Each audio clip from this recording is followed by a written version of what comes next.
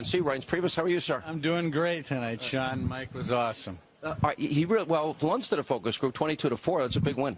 Yeah, it was a big one. He effectively prosecuted the case for Donald Trump and really laid out the case why Hillary Clinton's just been a total train wreck and everything that she's touched. And, you know, the fact that he was able to do that tonight was great, and we're looking forward to it for a good few days. All right, why the talking points before the debate that Mike won? I don't even know he ended up winning. It. Hey, but you know, we're so confident that he'd win that I'm not sure about that, but certainly he did a great job. And I thought that, you know, Tim Kaine was caught flat-footed on a few things like the Clinton Foundation, the email scandal. I mean, all the things that make her so unqualified to be president of the United States. You know, one of the things I liked about the debate is very substantive. I was a little surprised at Kaine's style, which was constant, nonstop, irritating interruption. Yeah, it was something else. And I was in the debate hall, so I haven't yet been able to look at it how everyone at home has seen it. But even just sitting there, it was unbelievable, the interruptions and the constant talking over Mike Pence. But he was cool as a cucumber. I think he did a great job. And I think it was important for the American people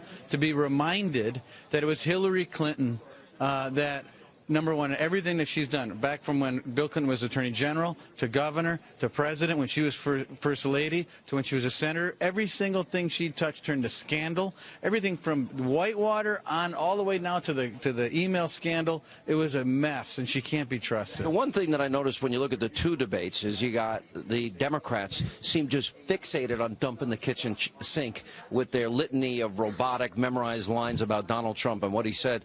But they don't seem to really want to talk about their tax plan to raise taxes, raise spending. The last president has accumulated more debt by the time he leaves office than every other president before him combined. Or the fact that this litany, as you say, of attacks that they memorize. You know, it's amazing they can memorize all these things. But when the FBI asked Hillary Clinton 39 times whether she remembered things that actually mattered, right? She said, I don't recall, I don't recall. She couldn't recall whether she was trained. She couldn't recall anything about things that had to do with her job as Secretary of State. Not to mention the fact that when she did do her job as Secretary of State, it was a mess. The Russian reset, Libya, Benghazi, ISIS that is growing out of control. On whose watch did this happen? Hillary Clinton's watch. And she has to answer for that. And Tim Kaine was prosecuted with that case tonight, and he had nothing to say about it. You know, it was pretty interesting. I thought we got more substance in this debate. We did talk about immigration. We did talk about the wall. We did talk about comprehensive reform, what they want, and Donald Trump's plan.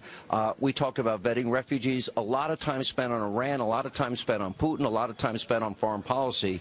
It seems when it goes substance, they can't defend the economic record of the last 8 years or the foreign policy record. Well, they can't defend the fact that she was the one in the unique position to actually solve these problems as Secretary of State. Who out there watching this has been Secretary of State? There might be, you know, maybe 4 or 5 of them out there. That's it. The rest of us, we weren't in the position that Hillary Clinton was in. She had the chance, and she failed. I mean, that is the #1 reason why she cannot be possibly promoted to President of the United States.